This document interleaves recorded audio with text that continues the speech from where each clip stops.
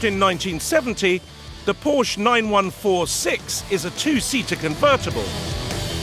Although it's now considered a cult classic, with a top speed of just 125, it's over 50 miles per hour slower than a modern Porsche 911. Given that this particular 914 is in such a sorry state, the boys are understandably concerned. It's it's not what we expected. You know that 911 that I dreamed about? It's exactly the opposite. Gone up in smoke, that dream. Yeah. That's what I asked. We're surrounded by all this beautiful machinery here. And we have this dog of a thing. Oh, man. Turning this non-runner into an ice rallier is going to be difficult enough. Doing so in just 4 weeks may be downright impossible. To succeed, the boys will need one hell of a plan. All right, I was kind of worried already. An ice rally car? Now these things take months to perfect, and we've been given weeks. But it gets worse. We've been given a 9146. Doesn't even work.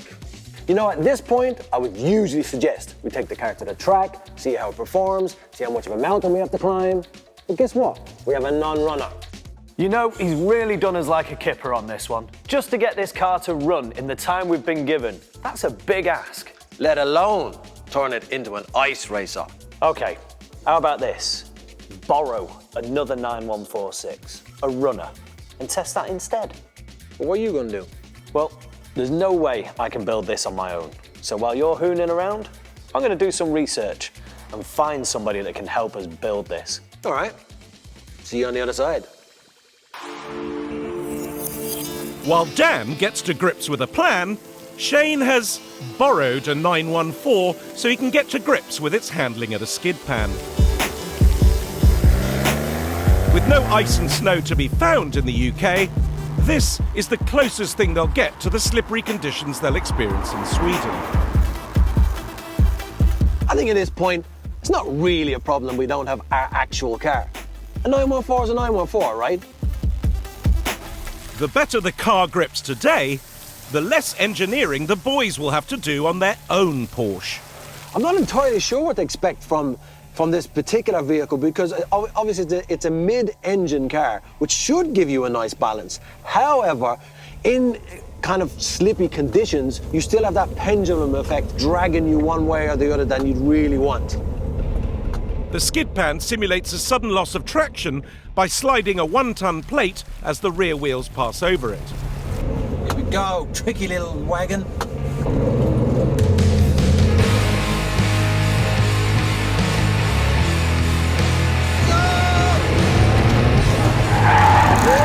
Got it. Got it. Don't got it. Whoa!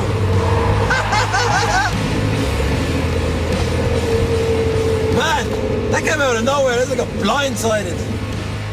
It just threw me. It doesn't get any worse than that. I mean, that was me in complete out of control. Very unexpected. You don't know which way it's coming from. Yeah, it kind of hit you blindsided. And that's it. I was going around in circles. I was on a merry-go-round. You do that again. Come on. Caught a man by surprise. This time I'm ready for you.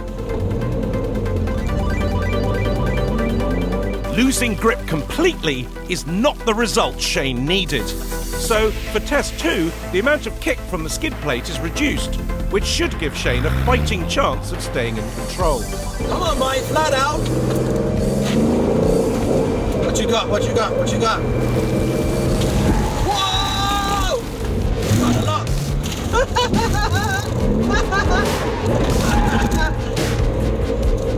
All right. So I wasn't ready for that again. The 914 has failed both traction tests miserably, and with the freezing conditions in Sweden promising to be far more severe than this, that is not good news. This car just likes to keep on going. Even when it starts to settle down, it doesn't find grip. It's just throwing me beyond the point of where I can actually catch it. If I had a choice of cars, there's no way I'd ever choose this 9146.